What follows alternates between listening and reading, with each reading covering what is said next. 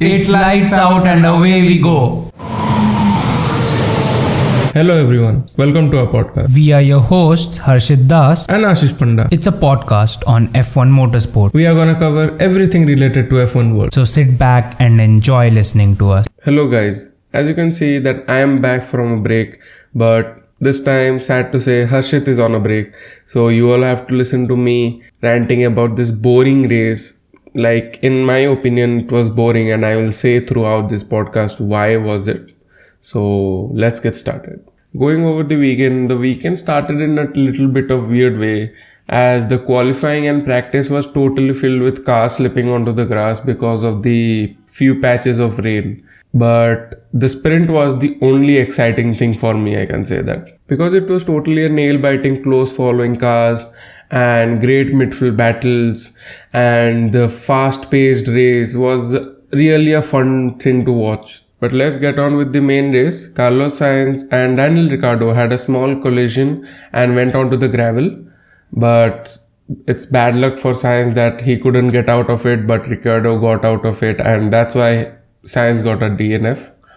And as I was watching the video, you can see that it was seriously a fault of Ricciardo and not of Sainz, but Sainz paid the price for it.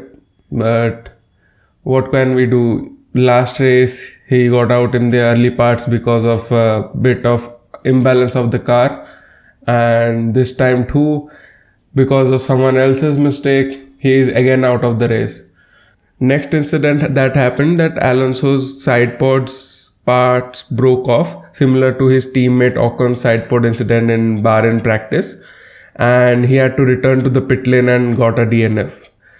That was kind of disappointing because Alonso was giving a good fight to Hamilton, and I expected that we are gonna see some good fight of Hamilton and Alonso to get that kind of excitement in the race, but he got out and got the DNF. The Imola Grand Prix wasn't great for Alpine because the incident that happened with Alonso, and secondly, Ocon wasn't that promising throughout the race. So maybe they will get back. Let's hope. And I think there was a small incident between Hamilton and Ocon. Their cars touched after they got out of their boxes and they were exiting the pit lane. Not a big incident, just a small thing. Then the race just had a few battles and overtakes throughout the race because it wasn't that evident, and also it was just for a short period of time, so not that great. Then a few slips onto the grass by Perez and Make 2. Now going on to Mercedes, Hamilton was underwhelming throughout the race. He wasn't able to pass Gasly, as Gasly was great in defensive, whereas George Russell was totally consistent throughout the main race. Like in the qualifying and sprint, it was a little bit underwhelming for them because they were in the Q2 position, but then Russell got back to the top and he finished P4, which is a really great feat for Mercedes, as those are some really important points for them if they really want to be competing in the championship. But Hamilton's performance, I really don't have any idea. Like Toto Wolff did apologize that his car was not in a great condition, but I'm able to feel a little bit of deterioration in performance of Hamilton. But don't know, we aren't experts, it is just outside view. So let's see. I really hope that Hamilton gets back to a better position. It's just 4 races, so let's hope. As we got on to Gasly, we told that Gasly was totally in a great form of defensive mode to stop Hamilton from progressing, and his teammate Yuki Tsunoda was amazing throughout the race. He tried to make some great overtakes and finished P7, which is very important for their team if they want to get some good points in the championship. And the biggest happiness for me was that Aston Martin is back performing well. They are in top 10, which was not expected in the first 3 races. So that's a really big deal for me. because Vettel finished P8 and Stroll finished P10, which is a big deal, really a big deal for them. Then let's get on to the biggest disappointment for me. As you know, Leclerc made a big strategic mess up, and that led him to P6 from P3. He was trying his hardest to overtake Perez throughout the race, and during the few last laps, he tried his hardest on the sausage curve to get the DRS, but a small mistake led him to spin, and his front wing got collided with the barrier and his front wing broke. Due to that, he had to go to pit and lost places as well as time. And overall, if I say, Ferrari had a really bad weekend.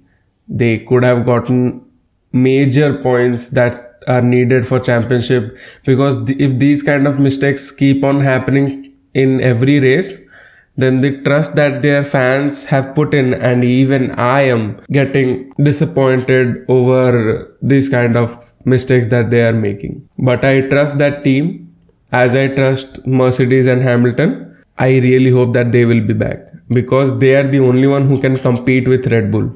And at last, if we are talking about Red Bull, let's start from Perez. Perez was really great throughout the race. He maintained the P2 position and ended with that. And he was really great. But about Verstappen, at last he was able to finish the race.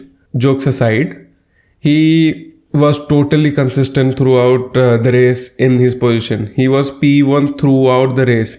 And that consistent performance was also present in the qualifying and the sprint. So the performance by Verstappen is really commendable, and that shows that how maturely he is making decisions, and the support given by Perez is also helping him to maintain a greater position. And I can see that if this kind of maturity and strategic plan goes on, then Red Bull are sure shot contenders. Like, they are already contenders, we know that. But maybe they can win the championship. But let's see. Because my hopes are on Ferrari, and I also hope that Mercedes comes out of the blue. So let's see what happens in the next races. The reason why people think, and I also think, that boring part of this whole main race, and that's because the DRS issue. As the DRS was enabled really late, around at lap 35, and maybe because the track wasn't totally dry or something, that's why they didn't get it. But the cars were already on intermediates much before, so literally no idea that why FIA took that decision. But if I see that, yeah, slips were happening, so it was dangerous if they got the DRS early on. So overall, it was a great decision, but it did make the race a lot boring. Another thing, that all the teams were affected by porpoising a lot this time. Like, the teams that were unaffected and the teams that improved and didn't experience it in the past 3 races experienced this time a lot. Like, every car was bouncing. This affects the car's performance, and also the major floor panel can be damaged because of this consistent porpoising. So it shows that porpoising isn't consistent throughout all the tracks, but it can be very bad sometimes and very minimal sometimes. So we have to see that. So this was it for the first sprint weekend, and the next race is on 9th May. That's the Miami Grand Prix, first US race. So that's gonna totally mess up my sleep cycle. But I hope there will be a great race to compensate for that. So go on and watch the old episodes, and meet you guys in the next one.